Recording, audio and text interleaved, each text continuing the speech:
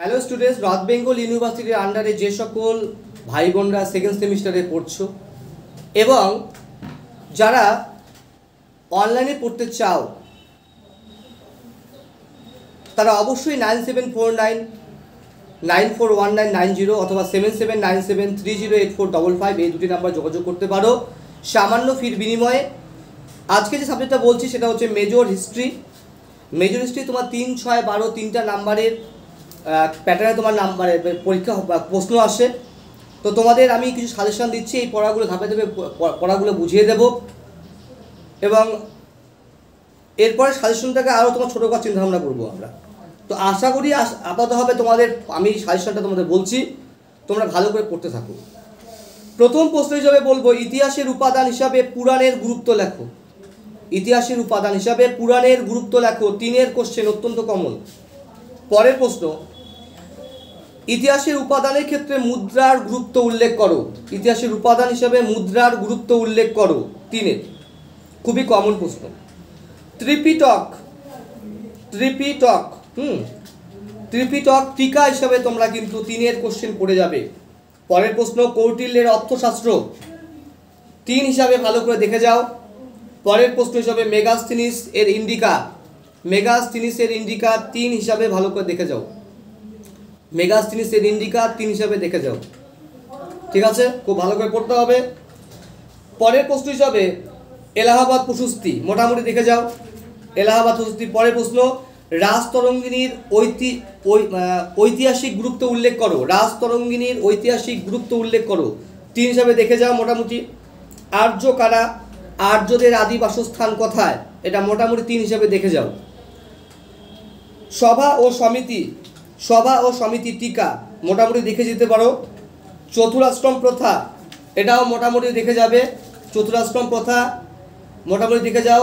গোধন বলতে কি বোঝো, গোধন এটাও টিকা 3 মোটামুটি দেখে যাবে, অতটা ইম্পর্টেন্ট নয়।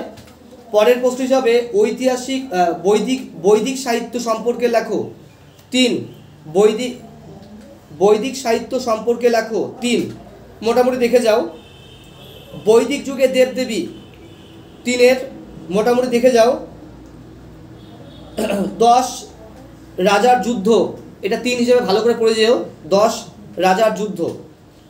পরের প্রশ্ন হিসাবে অষ্টাঙ্গিক মার্গ মোটামুটি দেখে যাবে 3। পরের প্রশ্ন, মধ্যপন্থা ভালো করে পড়ে যাবে। মুসলিম পন্থা বা মধ্যপন্থা 3 খুব ইম্পর্টেন্ট। পরেরটা খুবই ইম্পর্টেন্ট, আসবেই পরীক্ষা মনে হচ্ছে। তীর্থাঙ্কর কারা, প্রথম 23তম এবং শেষ তীর্থাঙ্করের নাম লেখো। প্রথম 23তম এবং শেষ তীর্থাঙ্করের নাম লেখো। পরের প্রশ্ন হিসাবে বৌদ্ধ ধর্মে হীনযান এবং মহাযান এর পার্থক্য 3 হিসেবে দেখে যাও। বৌদ্ধ ধর্মে হীনযান এবং মহাযান এর পার্থক্য। পরের প্রশ্ন হিসাবে ষোড়শ মহাজন পথ খুব ভালো করে দেখে যাবে এবং মগধের উত্থানের 2টি কারণ উল্লেখ করো। ষোড়শ মহাজন পথ টিকা এবং মগধের উত্থানের কারণগুলি উল্লেখ করো। পরীক্ষায় কিন্তু অবশ্যই 3 প্রশ্ন বা 6 প্রশ্ন হিসেবে ভালো করে পড়ে যাবে, ঠিক আছে? মহাপদ্মানন্দ টিকা 3 হিসাবে একটু দেখে যেও, আমি সব বলছি না, ঠিক আছে? এই পাঠগুলো ভালো করে পড়ে যাও। এছাড়াও দক্ষিণ ভারতের ম্যাথিলিক সংস্কৃতিটা মোটামুটি করে দেখে যাও। 3 হিসাবে দেখে যাও। পরীক্ষা যে প্রশ্নটা আসবেই তোমাদের 6 বা 12 হিসাবে, প্রাচীন ভারতের ইতিহাস রচনায় সাহিত্যিক উপাদানের গুরুত্ব। প্রাচীন ভারতীয় ইতিহাস রচনায় সাহিত্যিক উপাদানের গুরুত্ব উল্লেখ করো। পরীক্ষায় কিন্তু খুবই ইম্পর্টেন্ট রয়েছে। এবং অবশ্যই প্রত্নতাত্ত্বিক উপাদান উল্লেখ করো। পরীক্ষায় কিন্তু খুবই কমন রয়েছে, পরীক্ষায় ভালো করে পড়তে হবে 12 হিসাবে। পরের প্রশ্ন হিসাবে বলছি, ইম্পর্টেন্ট প্রশ্ন, বৈদিক যুগে আর্যদের সামাজিক অর্থনৈতিক অবস্থা উল্লেখ করো। সামাজিক অর্থনৈতিক অবস্থা উল্লেখ করো। পরীক্ষা খুব ভালো করে পড়ে যাবে 12 হিসাবে। পরের প্রশ্ন হিসাবে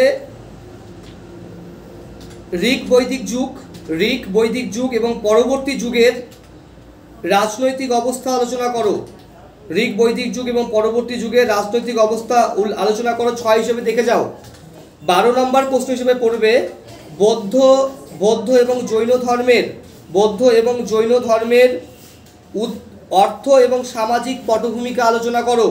বৌদ্ধ এবং জৈন ধর্মের উত্থানের অর্থ ও সামাজিক পটভূমিকা আলোচনা করো। পরীক্ষা কিন্তু দেখে যাবে ভালো করে, ঠিক আছে। পরের প্রশ্ন হিসাবে 6 প্রশ্ন হিসাবে মগধের প্রতিপত্তি লাভের, মগধের সাফল্য আর কি, প্রতিপত্তি লাভের কারণগুলি উল্লেখ করো। 6 হিসাবে পড়বে, 6 হিসাবে পড়বে অবশ্যই।